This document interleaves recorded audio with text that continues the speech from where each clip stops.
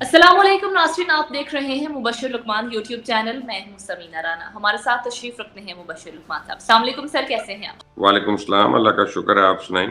जी sir, मैं बिल्कुल ठीक। सर, आज हम क्वेश्चन आंसर सेशन एक हफ्ते के बाद तकरीबन कर रहे हैं और बड़ी-बड़ी खबरें हैं मेरे पास सर। सऊदी वफ़द हाँ, पाकिस्तान में मौजूद है, वज़ीर ख़ारिजा समेत आला सतह वफ़द है। सर, सरमायाकारी के हवाले से क्या खबरें हैं आपके पास? देखें ये बहुत बड़ी न्यूज़ है।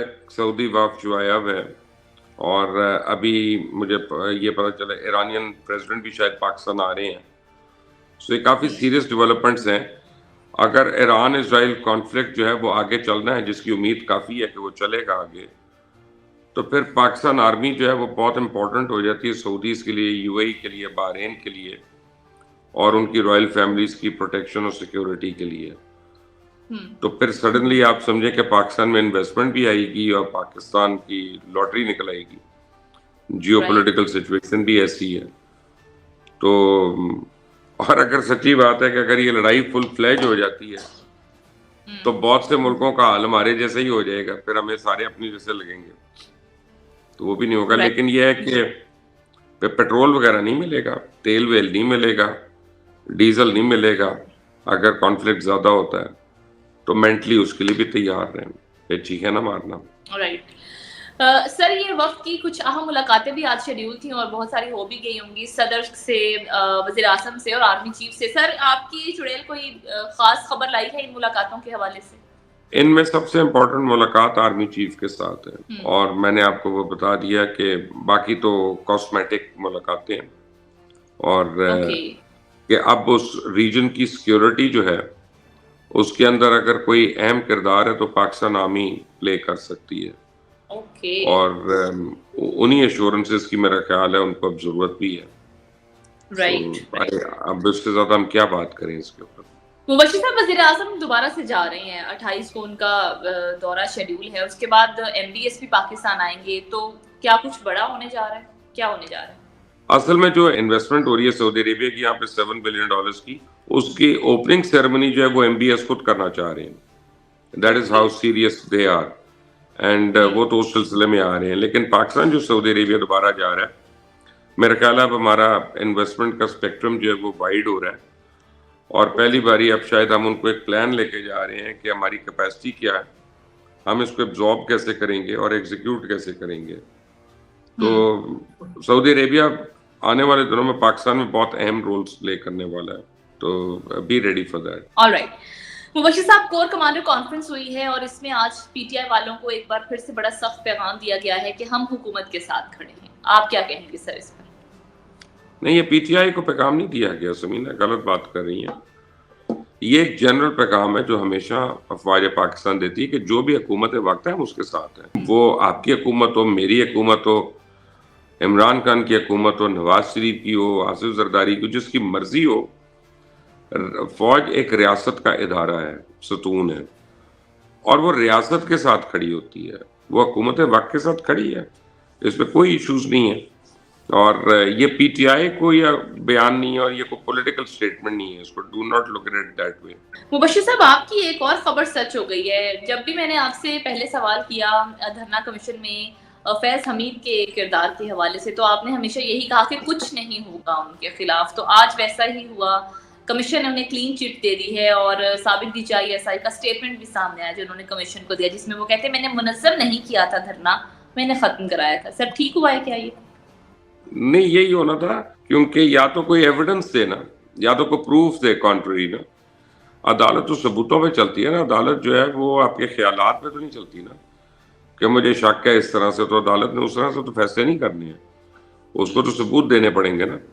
और मैंने आपको पहले ही कहा था कि इस मुल्क में ये पॉसिबल नहीं है कि डीजीआईएसआई को, चाहे वो साबिक को, वहाँ पर कटहरे में खड़ा करके सजाएं दे दें।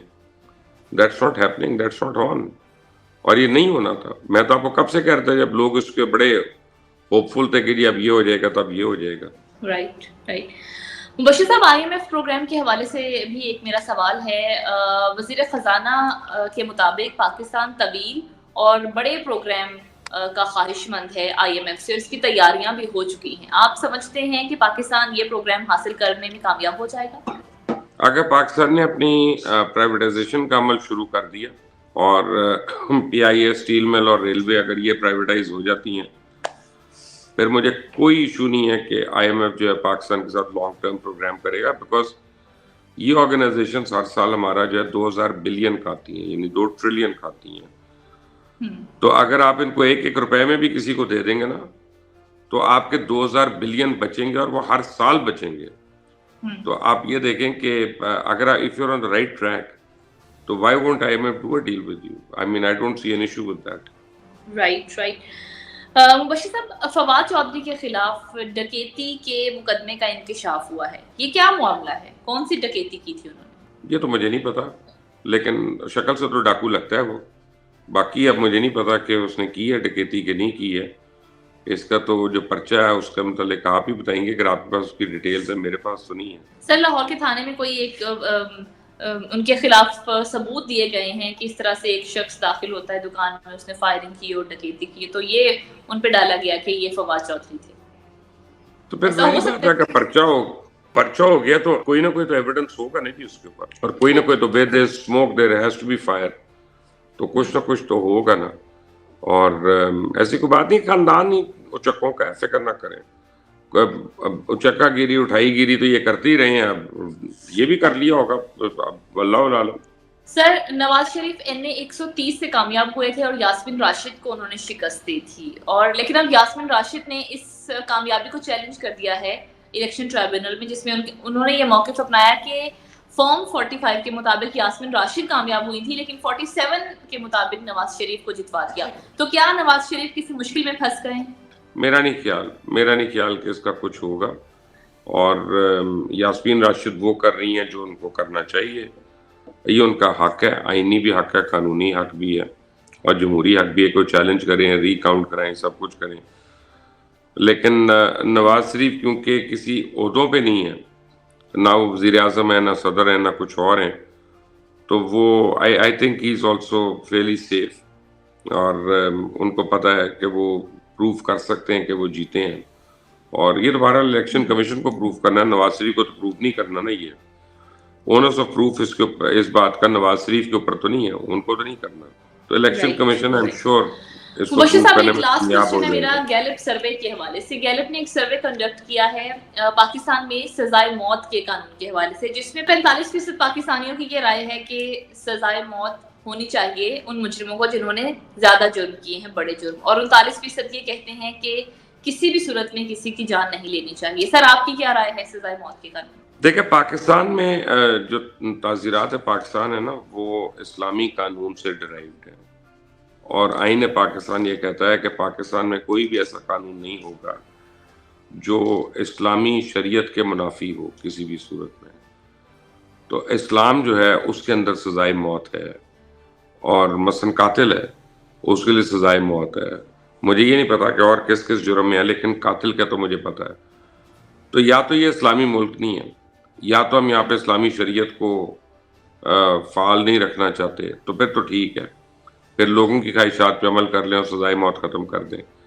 لیکن اگر اسلامی قوانین ہونے ہیں اور آئین پاکستان جو ہے وہ اسلامی شریعت کے تابع ہے، تو پھر تو سزائے موت جو ہے یہ ختم نہیں ہو سکتی ہے، بالکل بھی نہیں ہو سکتی ہے. کوئی اس کو ختم چاہے بھی تو نہیں کر سکتا. یہ سرویز وغیرہ بیکار کی باتیں ہیں، ان سے کہیں اور چیزوں پہ سروے کریں کہ نوجوانوں کا روزگار کس طرح بڑھایا جائے، آمدنیاں کس طرح بڑھائی جائیں. یہ فالتو کے سرویز کرنا چھوڑ دیں. رائٹ.